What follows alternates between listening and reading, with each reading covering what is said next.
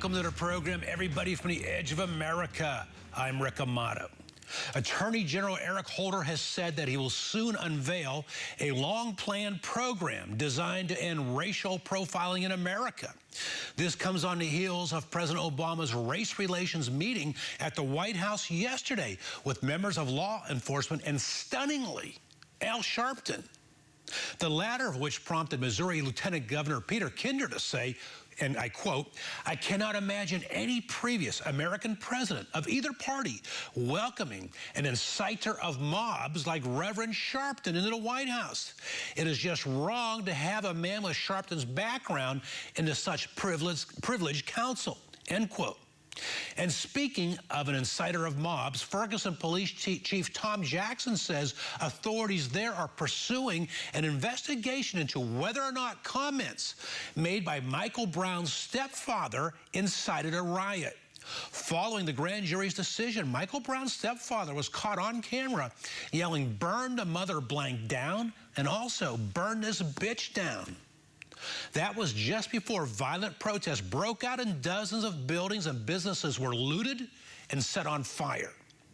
Now, joining me this time from Washington, D.C. to weigh in and comment on all these matters is Washington, D.C. attorney and political analyst Shelby Emmett. Shelby, welcome to the show.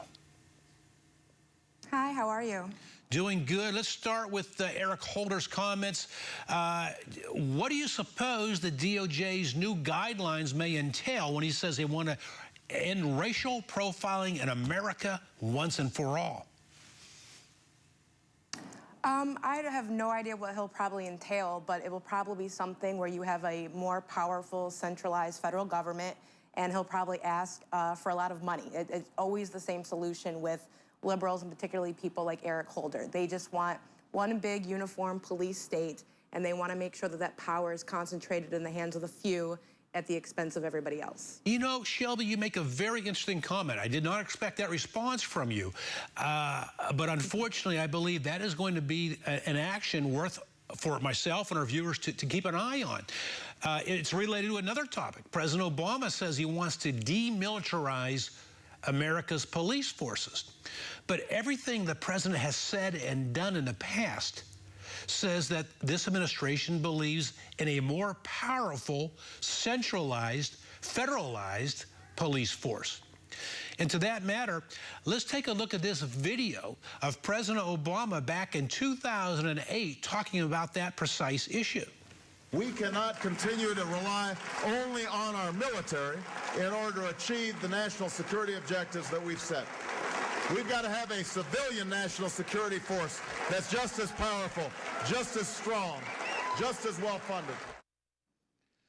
Shelby, that sounds like something that you just read. That sounds like a president that wants more power at the federal level and more money to do it for our nation's local police forces. Do you agree?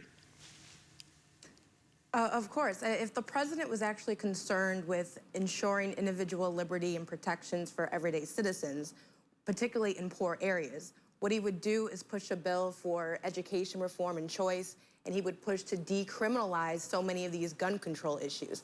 For a president that seems to think that the police have too much power, he has no problem trying to take away constitutional Second Amendment rights for everyday people, particularly in areas like Chicago, places like where I'm from in Detroit, instead of allowing these people to be armed and protect themselves. And instead, he wants supposedly these same entities that are allegedly harassing African Americans every single day. He wants those people to have more power and more access to guns. The whole thing just doesn't make any sense. And again, this is all about power and control and distractions. And again, President Obama is calling for the demilitarization of America's police departments while giving a speech like that, which sends the polar opposite message. All right, so we'll keep an eye on what you just pointed out. We'll keep an eye on whether or not Eric Holder is out to end racial profiling or instead a power grab by the federal government and a money grab as well. Unfortunately, I do believe that you're going to be dead on in this particular instance. Al Sharpton is demanding a federal jury in the case of what happened to Michael Brown. What's he expect to get out of this? I think this is all about political pandering and distractions. What I see happening right now is, Congress and the president are having this big constitutional crisis over amnesty and illegal immigration. And instead of all of us being focused on that, he's distracting by bringing up all of these racial issues. And the sad thing, the irony here is, African Americans, particularly low-income, poor people living in inner cities, such as where I'm from in Detroit, are going to be negatively impacted by this. So Obama is just trying to distract. Yes, the Justice Department has a constitutional right under the 14th Amendment to look at state power, state authority, particularly the police department, and to see what's going on there. But they've already been down there. They couldn't find anything way before this went to trial. It went through the course that it was meant to. I think this is just another distraction, so the whole country isn't paying attention to the issues that are actually going to hurt all of us, and that's the amnesty issue. Shelby, Emmett, it's important for someone like you, a person of color who comes from, I believe you said, a poor neighborhood in Detroit.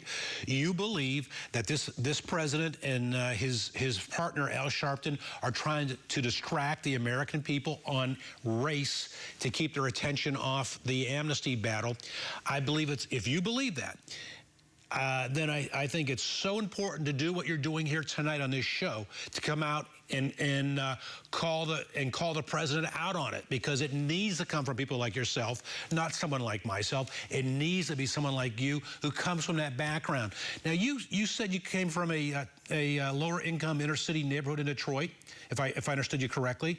I'm going to ask you what I often ask guests on this show who are of color and also come from perhaps lower income backgrounds. How did you become a conservative? Because all the odds are against it. All the peer pressure is against it. All the intimidating factors, I've been told time and time and time again by African American guests, are against speaking your own mind, your own values as a conservative.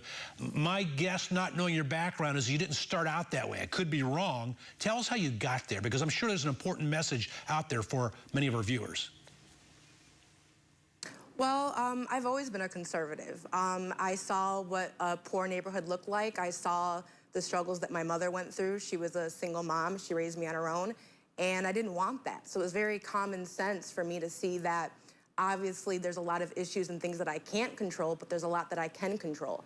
And a lot of the adults that I saw around me, although they might have come from bad circumstances, kept making decisions that made those circumstances worse and did not take a lot of personal responsibility. And I just learned at a very young age that nobody was going to hand me anything, that life was not going to be easy, and I either had to make something out of myself or give in and fall altogether. And it was just always a very common sense approach for me. How did you overcome it in your mind? No one's going to hand anything to you, and you can't complain. How did you deal in your mind with the media in the Democrat Party saying that white people are trying to hold black people down, white people are Republicans, so you can't trust them, they don't like you, and why? How did you deal with that?